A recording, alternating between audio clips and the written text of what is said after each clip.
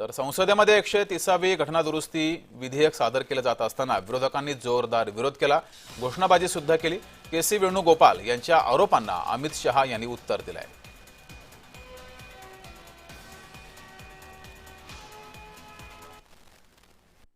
Sir, BJP people are telling this bill is to bring morality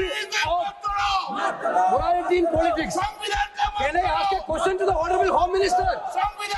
When he was the Home Minister of Gujarat, he had been arrested, sir.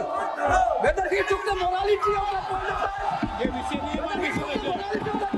time, मुझे सुनो जरा, मुझे सुनो मुझे सुनो ना, पहले बैठ जाओ माननीय अध्यक्ष जी, मैं रिकॉर्ड क्लियर करना चाहता हूँ।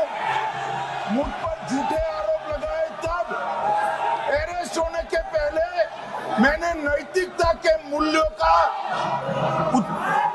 हवाला देकर इस्तीफा भी दिया, और जब तक मैं कोर्ट से निर्देश नहीं हुआ कोई संविधान पद मैंने स्वीकार नहीं किया। ये क्या सिखाते हैं नैतिकता में? मैं तो इस्तीफा देकर गया था, और मैं तो चाहता हूँ कि ये नैतिकता के मूल्य बढ़े।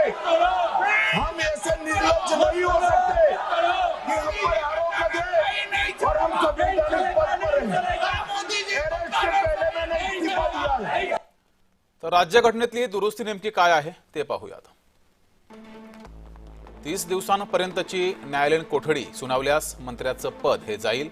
पंतप्रधान, केंद्रीय मंत्री, मुख्यमंत्री आणि राज्यमंत्री या कायद्याच्या चौकटीमध्ये येत आहेत। दोषी व्यक्तीस त्याच्यापेक्षा वरिष्ठ अधिकारी बरखास्त करेल। दोषी मंत्र्यांबाबत पंतप्रधानांनी मौन बाळगल्यास 31व्या दिवशी मंत्री आपोआप पदमुक्त होईल। पंतप्रधान 30 दिवसांपर्यंत तुरुंगात राहिल्यास 31व्या दिवशी त्यांचा राजीनामा हा घेतला जाईल। राजीनामा न देणारा तुरुंगातील पंतप्रधान 31व्या दिवशी आपोआप पदमुक्त होईल। आरोप निश्चित न झाल्यास आणि सुटका झाल्यास संबंधितांची पुन्हा नियुक्ती शक्य आहे।